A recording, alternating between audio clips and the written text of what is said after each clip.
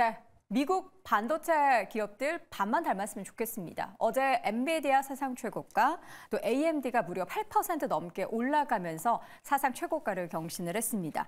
엔비디아 못 샀을 때 AMD 따라 살 걸 하면서 이제 껄껄껄 이렇게 웃음만 남기는 분들도 계실 것 같은데 참 잘 올라요. 어떻게 이렇게 큰 종목들이 이렇게 시원하게 오르는지 보면서 부러웠습니다. 그러게요. AMD가 8% 이상 폭등을 한 거 보면서 이 반도체의 모멘텀이 전혀 죽지 않았구나라는 걸 다시 한번 확인했고, 사실 이제 엔비디아 같은 경우도 사실 이제 작년에 워낙 많이 올랐기 때문에 좀 조정을 받는 모습을 보였었는데 언제 그랬냐는 듯이 뭐 사상 최고가 경신을 계속해서 하고 있어요. 1차적으로 AMD의 어떤 주가 폭등은 투자 의견들이 전부 다 상향이 됐잖아요. 바클레이스가 대표적인데 일단 AI 수요에 대한 수혜를 받을 것이다. 그래서 추가 상승할 여력이 충분하다라고 하면서 목표 주가를 $200로 상향 조정했고 바클레이스뿐만 아니라 뭐 키뱅크란 투자은행도 역시 목표가 $200 가까이로 상향을 하면서 전반적인 그 AI 수요에 대한 그 반도체 그 기업의 수혜를 3개 종목을 꼽으라고 한다면 엔비디아, 마이크론 거기에 이제 AMD가 들어가면서 이런 수혜들을 다 받고 있다라고 보고, 최근에 이제 AMD 행보도 사실 공격적이었잖아요. 뭐 이제 MI300에 대한 실제 이제 고객사에 대한 납품이 시작된 것으로 지금 보이고, 여기에 그 소프트웨어 플랫폼까지도 이제 공개를 하고 출시를 하면서 전반적인 AI 칩, 그러니까 GPU 생태계에 대한 그 확장을 지금 시도를 하면서 엔비디아의 강력한 경쟁자로서의 어떤 지위를 갖고 있기 때문에 이런 부분들까지도 시장에서 좀 긍정적인 평가를 받고 있는 게 아닌가라는 생각이 듭니다. 참 제2의 엔비디아, AMD 입장에서는 사실 싫을 것 같아요. 나는 AMD고 엔비디아는 엔비디아지, 우리는 결이 다르다 이렇게 얘기할 수도 있을 것 같은데 AMD가 이제 당당하게 지금 엔비디아의 견제 역할을 하고 있는 것 같아요. 뭐 사시겠어요? 왜 이렇게 인상을 쓰세요? 둘 중에 만약에 지금 산다면 엔비디아냐 AMD냐? 엔비디아요. 전 AMD 주주이지만 요 말은 조금 이게 좀 말이 좀 이상하다라고 말씀을 드리고 싶은데, 전 AMD를 그전부터 엔비디아 사시면 되잖아요. 네. AMD를 그전부터 이제 보유를 계속 하고 있었는데 핵심이 되는 건 뭐냐 그러면 지금 AMD가 이번에 출사표를 던졌습니다. 던진 상황에서 2024년도 목표치에서 엔비디아의 지금 그 AI 반도체 시장을 5%만 뺏어와도 우리는 성공하는 거다라는 이야기를 하고 있습니다. 그렇기 때문에 이 부분에 있어가지고 95대 5입니다. 이 부분은 과연 이제 언더독으로서 AMD가 어느 정도의 성장성을 보여줄 것인가는 시간이 이제 좀 필요하다라고 보셔야 될 것 같고, 지금 말 그대로 엔비디아가 쿠다라고 하는 하나의 플랫폼, 하나의 뭔가 이 언어 모델을 가지고 이걸로 AI를 엄청나게 강화하고 있는 이 부분에서 이제 뒤늦게 좀 돌입을 했다라고 보실 수 있기 때문에 이런 부분에서는 AMD가 그렇죠, 앞으로 성장은 하겠으나 엔비디아의 성장세를 좀 초과할 수 있을 건지는 지켜볼 필요가 있다. 그리고 이미 1년이 넘는 시간 동안 AI 관련된 라지 랭귀지 모델 관련된 언어 모델들을 대부분 엔비디아 혹은 쿠다라는 그곳에서 다 개발을 했거든요.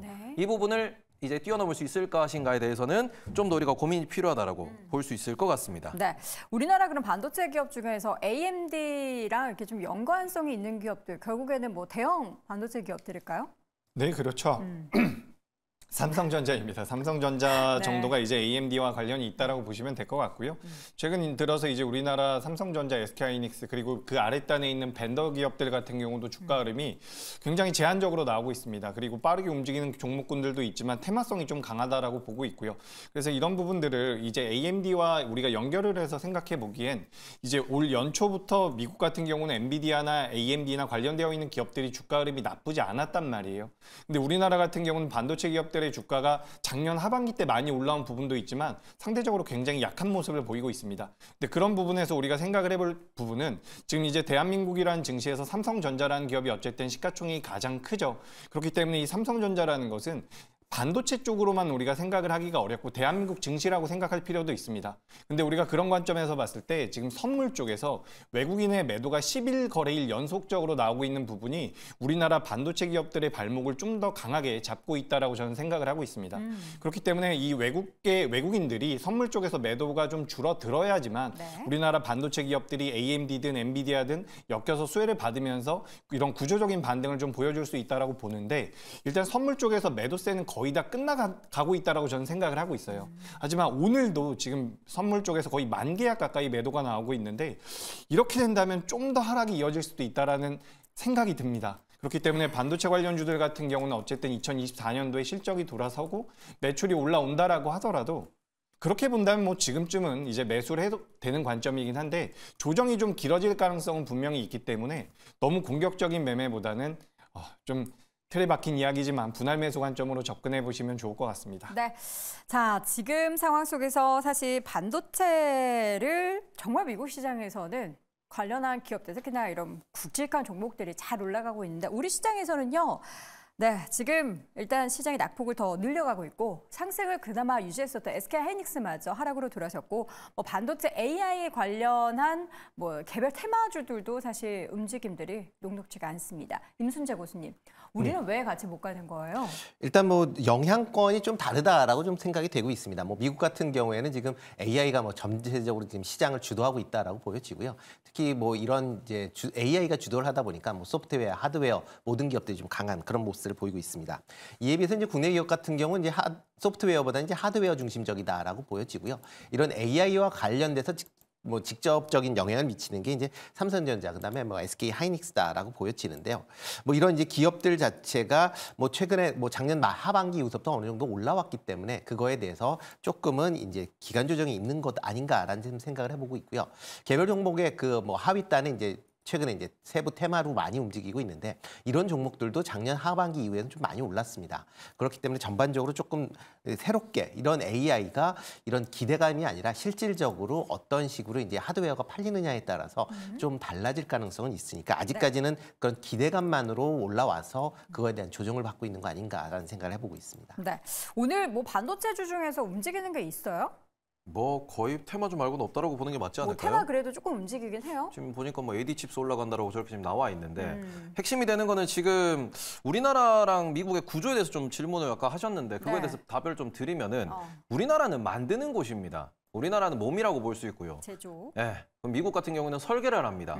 설계를 하면서 로열티를 받아가고 그런 상황에서 또 다른 뭐 반도체라고는 하지만 대부분 플랫폼 기업으로서 계속해서 로열티 수수료를 받으면서 꾸준히 영업이익률이 30%씩 나오는 그런 기업들이다 보니까 뭐 그 종목들 같은 경우는 믿음이 존재하죠. 주주환원도 확실하고 현금 흐름도 확실하고. 그런데 지금 당장 작년에 삼성전자 하이닉스 실적만 보시더라도 반도체를 만드는데 적자를 보다가 내년 내후년에는 어찌 보면 흑자를 볼 거다. 근데 그 뒤에는 또 적자를 볼 거다.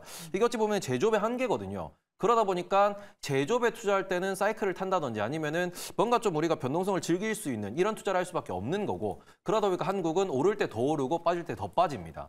그런 특성에 따라 가지고 우리는 파도를 잘 타야 된다라고 표현을 할 수밖에 없는 부분이 한국 증시라고 볼 수 있는 부분이고요. 지금 우리가 작년도 같은 경우는 한미반도체, 흡스프 이런 애들 많이 올라갔습니다. 근데 걔네들도 보면은 결국 장비를 만들어서 납품하는 제조업체입니다. 그래서 이런 부분에 있어가지고 지금 그래서 미국에 있는 반도체 장비 기업들 주가 존야 그러면은 우상향은 하지만 그쪽도 파도가 조금 심한 편이다.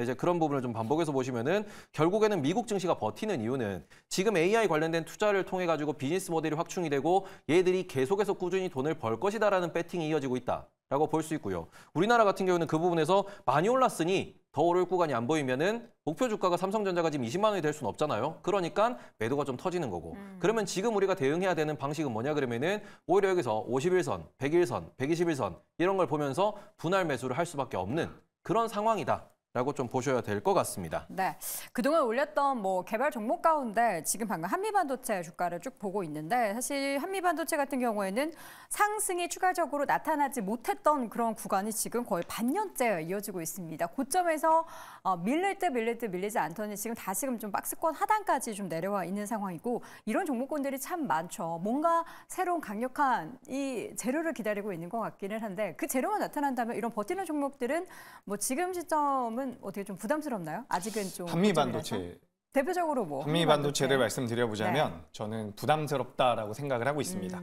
지금 이제 주가의 흐름을 놓고 보자면 우리가 굉장히 중요하게 생각할 수 있는 121선까지 이탈이 된 상황이고 사실 이 자리 이탈하지 않았다라고 한다면 그리고 우리나라 증시가 좀 멀쩡했다라고 한다면 저는 다시 한번 올라갔을 거라고 생각을 하는데 일단 여기서는 대응이 좀 필요하다라고 생각을 하고 있어요. 신규 매수를 한다라고 하더라도 주가가 좀 더 밀릴 가능성을 염두할 필요가 있다라는 부분이고 실제로 지금 한미반도체 같은 경우는 시가총액이 5조입니다. 부분입니다. 그러니까 우리가 어떻게 보더라도 고평가가 되어 있다는 부분이죠. 우리가 작년 중순에 2차 전지 관련주들이 굉장히 강세를 보였고 그 2차 전지 관련주들이 빠질 때 우리가 이야기했었던 부분이 이 회사들은 고평가됐다라는 이야기였습니다. 근데 그런 관점에서 한미반도체 같은 경우도 저는 고평가가 되어 있다라고 생각을 하고 있기 때문에 주가 흐름은 좀 더 안 좋게 나올 가능성이 높다 보고 있고요. 다만 이제 반도체 관련주들이 전반적으로 안 좋을 것이다라고 생각하진 않고 있습니다. 최근에도 이제 주가 흐름을 보자면 물론 규모가 좀 작은 기업이긴 하지만 전력 반도체 관련돼서 KC 같은 기업들은 주가 흐름이 견고하게 나오고 있는 부분이고요. 네. 또 메커스라는 기업 역시도 주가 흐름이 굉장히 견고하게 나오고 있는 상황입니다.